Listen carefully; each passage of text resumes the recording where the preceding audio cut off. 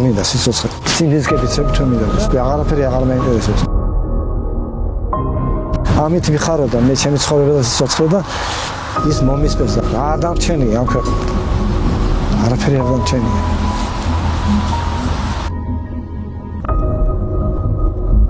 ეს თამაზ ხურციძეა 74 წლის პენსიონერი, რომელიც 1 წელია შვილის მკვლელობაში ბრალდებულის დასჯას ითხოვს, მაგრამ სამართალი ვერ სადიპოვა. შვილო ამდენი უკანონობა კომუნისტურ წყობზე საყოფილა ასეთ უკანონობა დღეს რომ მევხედავ ამას. სასამართლოს კლანურ სისტემაში არ აღმოჩნდა ერთი მოსამართლეც კი, რომელიც ოჯახის ტრაგედიას, რომელსაც არც გავლენიანი მფარველები და არც პოლიტიკური ინტერესები არ აქვს, გაიზიარებდა და სამართალს აპოვნინებდა. ეს მეუღლე, შვილი, ჩემი შვილი. ამის დარც შეეწირა ეს. უბრალოდ უკანონობა შეეწირა. რომ არ დაიჭირეს ის იმის გამო ნერვოზი დაემართა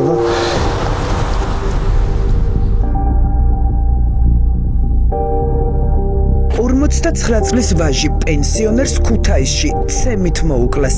ტრაგედიიდან რამდენიმე თვეში დაკარგა მეუღლეც. ქალს გულის შეტევა შვილის საქმის სასამართლო განხილვების დროს სხდომათა დარბაზში მოუვიდა და მალევე გარდაიცვალა.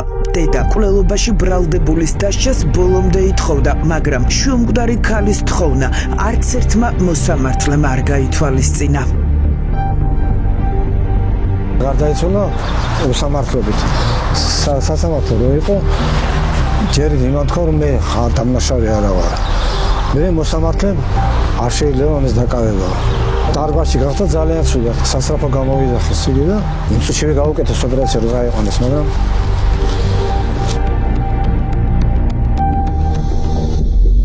მკვლელობაში ბრალდებული ახლაც თავისუფალია. 21 წლის სპორტსმენი ქუთაისის ჯერ საქალაქო, შემდეგ კი სააპელაციო სასამართლოების გადაწყვეტილებით გირაოს ქვეშ თავისუფლებაზე იმყოფება. იმ დღესვე დაუკავებიათ, მაგრამ მეორე დღეს გამოუშვეს. რო ვკითხეთ რატო გამოუშვეს, მოსამართლემ ასე მიიჩნია საჭიროებს და იმდენ გამოუშვეს.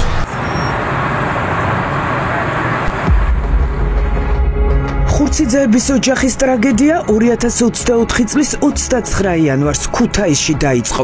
შაბათის ეთერის მიერ მოპოვებული კამერების ჩანაწერებით დგინდება, რომ იმ დღეს 59 წლის გელა ხურციძემ მეგობარი დედასთან ერთად აქ აღმაშენებლის გამზირზე ერთ-ერთ სუპერმარკეტში მიიყვანა. 59 წლის ხელოსანი უკვე სახლში დაბრუნებას აპირებდა და მეგობარს ემშვიდობებოდა, როდესაც მოულოდნელად გზის მეორე მხარეს გაჩერებული ავტომობილიდან ახალგაზრდა კაცი გადმოვიდა. ქუჩა სირბილით გადმოკვეთა და ხელოსანს მიუახლოვდა. აქ კამერის ჩანაწერი წყდება, მაგრამ 59 წლის ხელოსნის უმოწყალო ცემის კადრები ქუჩაში დამონტაჟებულმა კიდევ ერთმა კამერამ გადაიღო. ვიდეო მაღალი გარჩევადობის არ არის, მაგრამ ჩანს, რომ თავდამსხმელი გელა ხურციძეს თავს ზურგიდან ესხმის, მიწაზე აგდებს და რამდენიმე წუთის განმავლობაში ცემს. სავარაუდო მკვლელის გაჩერებას თვითმხილველები ცდილობენ, მაგრამ ვერ ახერხებენ.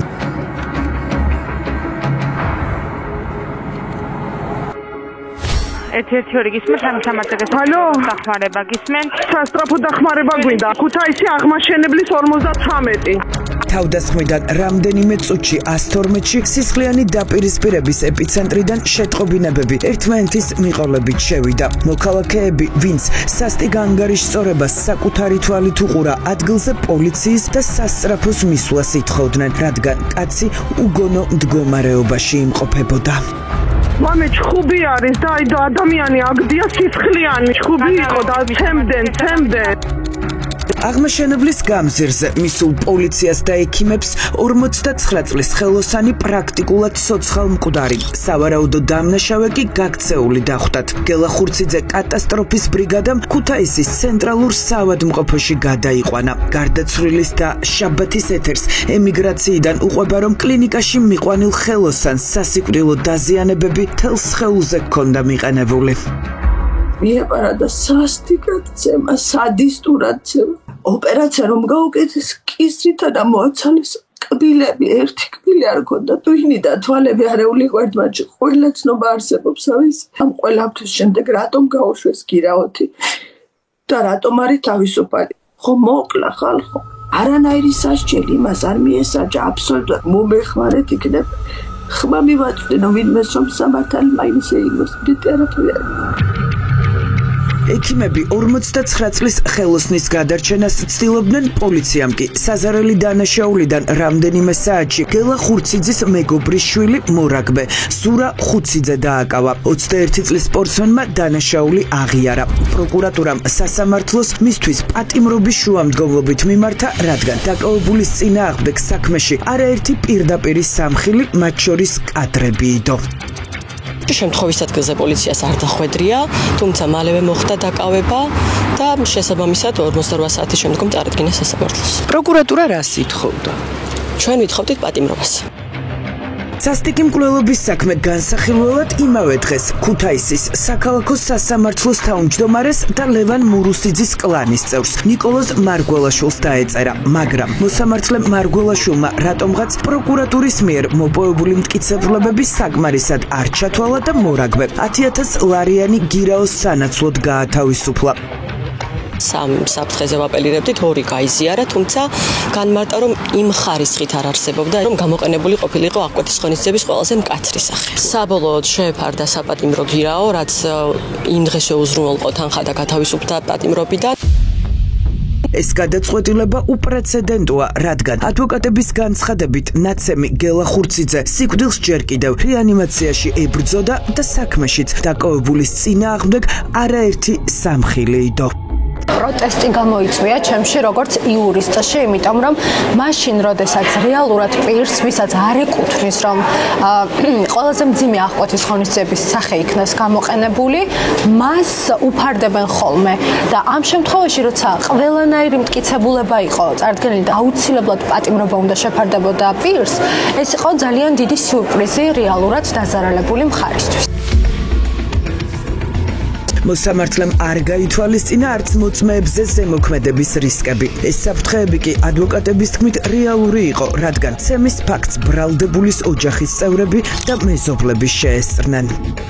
დაუსაბუთებელია მაქსიმალურად მოსამართლის პოზიცია, თუ რატომ ჩათვალა საერთოდ საჭიროდ, რომ ბრალდებულს რეალურად არ ჰქონდა იმის ბერკეტი, სურვილი, მექანიზმი, რომ სამომავლოდ მათზე გარკვეული სახის ზეგავლენას ზეწოლას არ განახორციელებდა. კლანის მორჩილმა მოსამართლემ მოკლულის ოჯახის განცხადებით არც მათ უსაფრთხოებაზე არ ისრუნა, რადგან მკვლელობაში ბრალდებული და მოკლული ერთ ქალაქში ცხოვრობდნენ. მოკლულის და ამბობს, რომ სასამართლოს გადაწყვეტილების შემდეგ საქართველოში დაბრუნების ეშინია. რატომ უნდა იაროს თავისუფლად, როცა ჩემთვის საშიშროებას წარმოადგენს ის თუნდაც ის მე რომ ხმამაღლა ჩემს ასგა მოვითხოვ სამართალს, შესაძლოა მეც დამხვდეთ, მეც მომკვდარ. მაგის გარანტია არავის არ აქვს.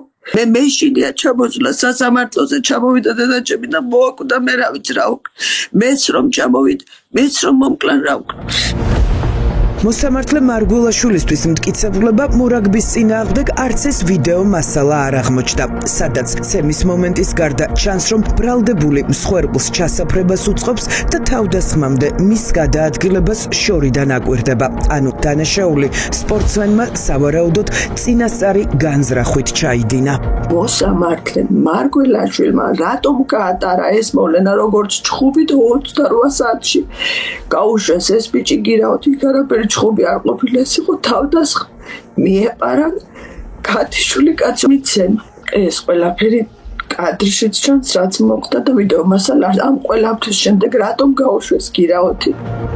მოახდინა თუ არა ვინმემ ზეგავლენა მოსამართლის გადაწყვეტილებაზე. ამ კითხვის დასასმელად შაბათის ეთერი ქუთაისის საქალაქო სასამართლოში მივიდა.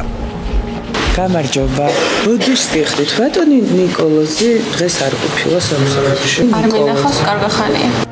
აქ გითხრეს, რომ პოსტზე უვადოდ გამწესებული ნიკოლოზ მარგველაშვილი შვებულებაშია და ჩვენს კითხვებს ვერ უპასუხებდა. ბატონ ნიკოლოზთან მინდა შეხვედრა თუ შეიძლება.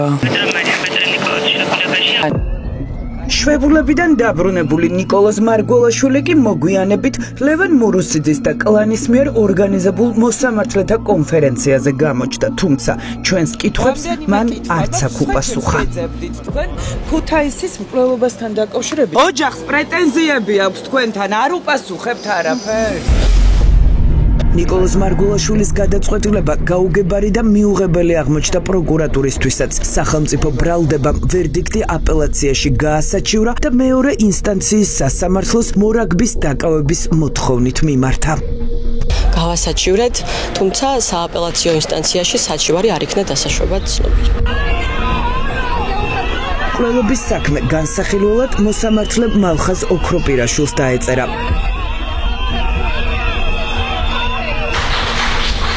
ოქროპირაშვილი რეჟიმის ის მოსამართლეა, რომელმაც ქუთაისის სააპელაციო სასამართლოში მზია ამაღლობელის წინასწარი პატიმრობის საქმე წარმოებაში არ მიიღო და ჟურნალისტი 7 წლიანი მუხლით პოლიციელისთვის სილის გაწნის გამო ციხეში დატოვა. ფაქტს კი მისსახდა პროტესტი, შემდეგ კი მომღერლების და ჟურნალისტების დაჯარიმება მოჰყვა.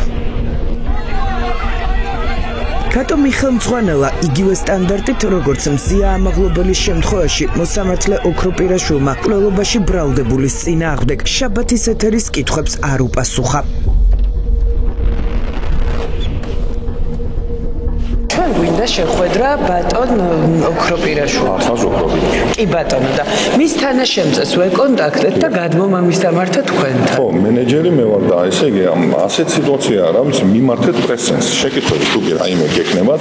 ანუ მზია ამაღლობელის საქმეშიც იგივე სტანდარტით იმსჯელა, როგორც მკვლელობაში ბრალდებულის საქმეში და მის სტანდარტზე გვაქვს სტანდარტში და მოსამართლის გადაწყვეტილებებში ვერანაირად ვერ ჩავედი. მოკვლის ოჯახი დარწმუნებულია, რომ კლანის მორჩილმა მოსამართლემ გადაწყვეტილება ვიღაცის მითითებით ან ჩარევით მიიღო და მძიმე დანაშაულში ბრალდებული თავისუფლებაზე ამიტომ დატოვა. რა თქმა უნდა, მფარველები ყავთ, რა ვიცი, ადამიანმა ხმა რომ ამოვიღო და ვინმე შეურაცხყოფა მევაკანა აუცილებლად დამიჭერენ. ვინმე რამე სიტყვა რო თქვას არასწორი, იმასაც იჭერენ, დღესდღეობით უსამართლო ხალხს იჭერენ, ხალხო მას რას უყურებდა. მკვლელს რატომ არ იჭერენ, ვერ მივხვდი. იფარავს ვიღაც ოღონ არ ვიცი. ამ გარემოებებიდან გამომდინარე, მოკლულის ოჯახს აქვს განცდა, რომ მკვლელობაში ბრალდებულ მორაგბეს სისტემაში მფარველები ხავს, რადგან მას აღკვეთი ღონისძიება პატიმრობით სასამართლომ არც მაშინ შეუცვალა, როდესაც თავდასხმიდან რამდენიმე დღეში 59 წლის გელა ხურციძე კლინიკაში მიყენებული დაზიანებების გამო გარდაიცვალა. პროკურატურის შუამდგომლობა მოსამართლე ქეთინო თხელიძემ განიხილა, მაგრამ პატიმრობა მიზან შეწონილად არც მან ჩათვალა. მიღებული დაზიანებების შედეგად გარდაიცვალა, დაზარალებული ხდომაზე დავაყენეთ შუამდგომლობა აღკვეთის ღონისძიების შეცვლის თაობაზე, კვლავ პატიმრობით შეცვლის თაობაზე, რაც არ დაკმაყოფილდა. ოჯახს აქვს უსამართლობის განცდა, როდესაც ფაქტია, რომ ადამიანი არის გარდაცვლილი, ბრალდებული არის. ჩვენ მუდმივი კომუნიკაცია გვაქვს დაზარალებულის მხარესთან და მათი პოზიციაც, რა თქმა უნდა, კარგად ცნობილია ჩვენთვის. და ალბათ გასაგებიც. რა თქმა უნდა. მტკიცებულებები მოპოვებულია მაქსიმალურად, მტკიცებულებითი სტანდარტი ამ საქმეში საკმარისზე მაღალია. შესაბამისად, მე მოკლებული ვარ შესაძლებლობას გიპასუხოთ ამაზე, თუ რატომ არ იქნა გაზიარებული იმ ფორმით, როგორც ჩვენ ამას ვთხოვთ. ვინ მფარველობს სისტემაში მკვლელობაში ბრალდებულს, რომლის წინააღმდეგაც არსებობს სამხილები, მაგრამ ერთი წელია თავისუფლებაზე და ხელშეუხებელია. კითხვების დასასმელად შაბათის ეთერი ქუთაისში რაგბის კლუბ აიაში მივიდა. აქ ზურა ხუციძე წლებია მუშაობს და ძირითად შემადგენლობაში თამაშობს. მე ვეძებ ზურა ხუციძეს. არ არის? სად იმყოფება? ვარჯიშ დამთავრებულია. ისე ვარჯიშობს, ხო? ისე ვარჯიშობს. ბრალდებულ სპორტსმენს საბოლოოდ დავურეკეთ, მაგრამ მან ჩვენთან სატელეფონო საუბარი არის სურვა. ალო. ბატონ ზურა, გამარჯობა. თქვენთან მინდა შეხვედრა, კითხვები მაქვს წარდგენილ ბრალთან დაკავშირებით და შეიძლება რომ შევხვდეთ? არა, არ შეიძლება. სასტიკი მკვლელობის საქმეზე ვერდიქტი საბოლოოდ ნაფიცმა მსაჯულებმა უნდა გამოაცხადონ, თუმცა მოკლულის ოჯახი ამბობს, რომ პროცესები ჭიანურდება. ანუ ჩვენ გვითხრეს, რომ არ შეიძლება ეს არაფერს გაკეთება არ შეგიძლია, უნდა დაელოდო, რას დაველოდო ვერ გავიგე, იმიტომ რომ იმათ არჩეული ყავთ ნაფიცი მსაჯულები. ეს ნაფიცი მსაჯულების შერჩევა ვერ ხერხდება და რატო არ ვიცი, წელიწადი და 3 თვე ველოდებით ხალხ. დასჯას და დროულად დანიშნონ სასამართლო, გაგვაგებინოთ განაჩენი, დავიღალეთ ხალხო. დავიღალეთ, ხვალასე იქნება, ისე იქნება. ხურციძეების ოჯახი ახლა დიდ განსაცდელშია. ამბობენ, რომ სამართალი ვერსად იპოვეს და კლანური სისტემა იძულებულს ხდის სამართალი თავად აღასრულონ.